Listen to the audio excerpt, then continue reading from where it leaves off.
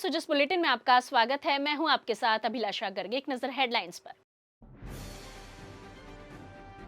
Pre summit कार्यक्रम प्रवासी Rajasthani meet का हुआ आयोजन। मुख्यमंत्री ने राज्य की अर्थव्यवस्था, पर्यटन और सामाजिक विकास में प्रवासी राजस्थानियों के योगदान को बताया महत्वपूर्ण।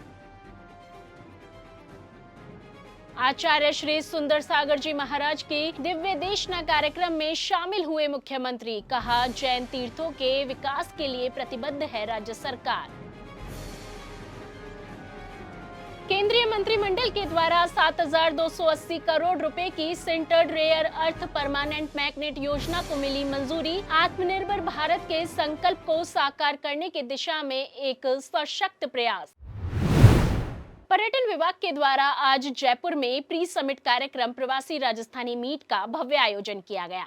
इस दौरान मुख्यमंत्री श्री भजनलाल शर्मा ने कहा कि प्रवासी राजस्थानियों ने वर्षों से पूरी दुनिया में न केवल अपनी पहचान बनाई है, बल्कि राजस्थान की संस्कृति, परंपरा और मानवीय मूल्यों को वैश्विक स्तर पर सम्मान दिलाया है। उन्होंने कहा कि प्रवासी राजस्थानियों का योगदान राज्य की अर्थव्यवस्था, पर्यटन और सामाजिक विकास में अत्यंत महत्वपूर्ण है। उन्होंने बताया कि राज्य सरकार पर्यटन को रोजगार और आर्थिक गतिविधियों का प्रमुख आधार बनाते हुए इंफ्रास्ट्रक्चर विकास, हेरिटेज संरक्षण, धार्मिक पर्यटन, डेजर्ट सर्किट, वन्यजीव पर्यटन तथा कल्चर आधारित अनुभवों को बढ़ावा देने के लिए कई नई पहल कर रही है। मुख्यमंत्री ने प्रवासी राजस्थानियों को आमंत्रित करते हुए कहा कि वे राजस्थान के पर्यटन उद्योग, स्टार्टअप, हॉस्पिटैलिटी और कौशल विकास क्षेत्रों में निवेश कर राज्य के विकास में सहभागी बने। उन्होंने आश्वस्त किया कि सरकार निवेशकों के लिए single window system, policy support और अनुकूल वातावरण उपलब्ध करा रही है। हमारी सरकार ने लगातार इस पर्यटन के क्षेत्र में काम कर रही है। हमने प्रवासी राजस्थानों को भी अपनी मातृभूमि से और भावनात्मक रूप से जुड़ने का अवसर भी हमने दिया है, बल्कि उन्हें राज्य के विकास में सहभागिता का मौका भी हम देने जा रहे हैं। देश के यशस्वी प्रधानमंत्री नरेंद्र मोदी जी के नेतृत्व में हमारी सरकार को 23 महीने हुए हैं। लगातार हमारी सरकार राजस्थान के हर क्षेत्र में काम कर रही है। और मैं आपको यह भी बताना चाहता हूं कि राजस्थान पोटेंशियल है। राजस्थान में बहुत सारी संभावनाएं हैं। पर्यटन का क्षेत्र तो है ही, लेकिन कोई भी क्षेत्र ऐसा नहीं है जिसमें राजस्थान आगे नहीं बढ़ सकता। आज आप देख रहे हैं, हम जब राज्य सरकार की बात करते हैं 2 साल के कार्यकाल की, तो लगभग 11 विभागों में हम देश में पहले नंबर हैं। जो हमारी राजस्थान की सरकार काम कर रही है। और आपको मैं ये भी बताना चाहता हूं कि राजस्थान का इतिहास भी गौरवशाली है। जब राजस्थान का इतिहास पढ़ते हैं तो शरीर के अंदर एक जो भाव पैदा होता है, वो शरीर के अंदर कंपन पैदा कर देता है।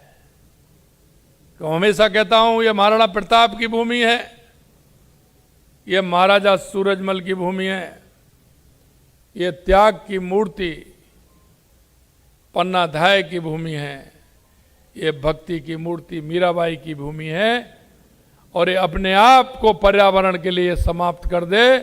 आप सब जानते हैं पर्यावरण के क्षेत्र में जिस तरह से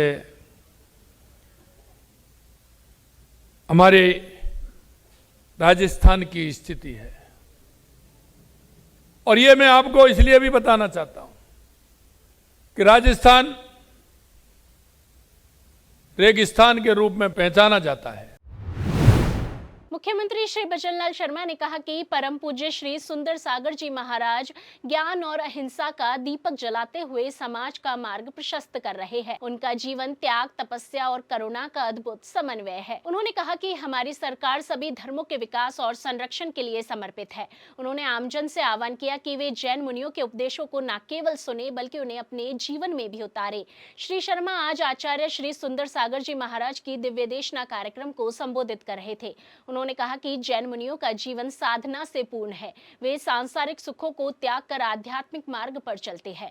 उन्होंने कहा कि परम पूज्य श्री सुंदर सागर जी महाराज के जीवन से हमें यह शिक्षा मिलती है कि सच्ची महानता विनम्रता है, सच्ची शक्ति अहिंसा और सच्चा सुख त्याग में है। मुख्यमंत्री ने कहा कि राज्य सरकार जैन धर्म के मूल्यों और शिक्षाओं को प्रसारित करने के लिए प्रतिबद्ध है। उन्होंने कहा कि राज्य सरकार जैन समाज के तीर्थ स्थलों पर श्रद्धालुओं के लिए सड़कें, पेयजल, स्वच्छता और सुरक्षा सुनिश्चित करते हुए विकास कार्यों को प्राथमिकता दे रही है। कार्यक्रम में श्री शर्मा ने आचार्य श्री सुंदर सागर महाराज के प्रवचनों का श्रवण भी किया कि आपकी जो तपस्या है, आपका त्याग है, उसमें बहुत बड़ी ताकत है। और आज जब हमें आपका आशीर्वाद मिला है तो निश्चित रूप से हमारे और काम करने की क्षमता भी बढ़ेगी। आप जो चाहते हैं, क्योंकि आप हमेशा समाज की भलाई के लिए काम करते हैं, आप हमेशा समाज को रास्ता दिखाने का काम करते हैं, क्योंकि आपका जो रास्ता दिखाने का,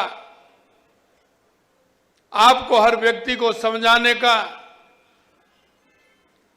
आपका किस तरह से धर्माचरण का आचरण करते हुए हम समाज में एक सद्भावना बनाने का काम करें, हमारा राजस्थान या हमारा देश किस तरह से आगे बढ़े, आपकी वो सारी भावना समाहित हैं आपके अंदर।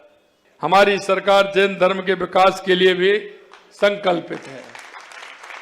जब भी मेरे को कोई भी हमारे संत महंत जहां आते हैं, मैंने कह रखा है कि जब भी आए, हमारे वो प्रदेश के विशिष्ट अतिथि हैं, वो हमारे राजस्थान में आते ही उनको सुविधा मिलेगी। जैन समाज के तीर्थ स्थलों पर श्रद्धालुओं को सभी सुविधा उपलब्ध कराने के लिए हमारी सरकार लगातार काम कर रही है। तीर्थ स्थलों पर बेहतर सड़कें, पेयजल, स्वच्छता और सुरक्षा व्यवस्था हमारी प्राथमिकता है। साथियों, मैं आप सभी से अनुरोध करता हूं कि इन महान मुनिराजों के उपदेशों को केवल सुनने के लिए नहीं, उन्हें जीवन में उतारने के लिए काम करना है। अगर हम सभी अपने जीवन में सत्य, अहिंसा और त्याग अपना लें तो हमारा जीवन धन्य हो जाएगा। केंद्रीय मंत्रिमंडल ने 7,280 करोड़ रुपए की sintered rare earth permanent magnet निर्माण प्रोत्साहन योजना को स्वीकृति प्रदान की है। मुख्यमंत्री श्री बचनलाल शर्मा ने कहा कि यह ऐतिहासिक निर्णय भारत के विकास, आत्मनिर्भरता और वैश्विक विनिर्माण क्षमता को नई दिशा देगा। इससे इलेक्ट्रिक वाहन, नवीकरणीय ऊर्जा, इलेक्ट्रॉनिक्स, एरोस्पेस और रक्षा क्षेत्र में आत्मनिर्भरता मजबूत होगी।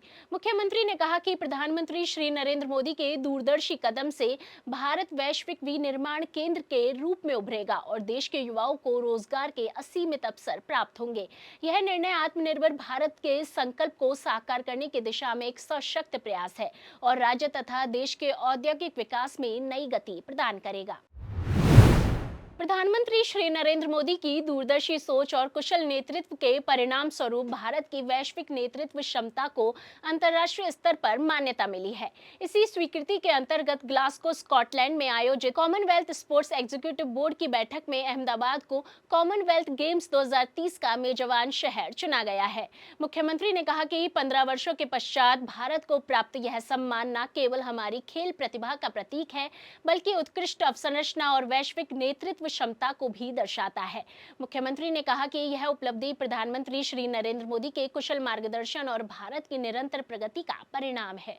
मुख्यमंत्री ने इसे भारत की उपलब्धि बताया और कहा कि यह हर भारतीय के लिए गर्व का क्षण है, जो देश को खेल जगत में नई ऊंचाइयों तक लेकर जाएगा। तो जिस बुलेटिन में आज के लिए इतना ही, फिर होगी आपसे मुलाकात, तब तक के लिए नमस्कार।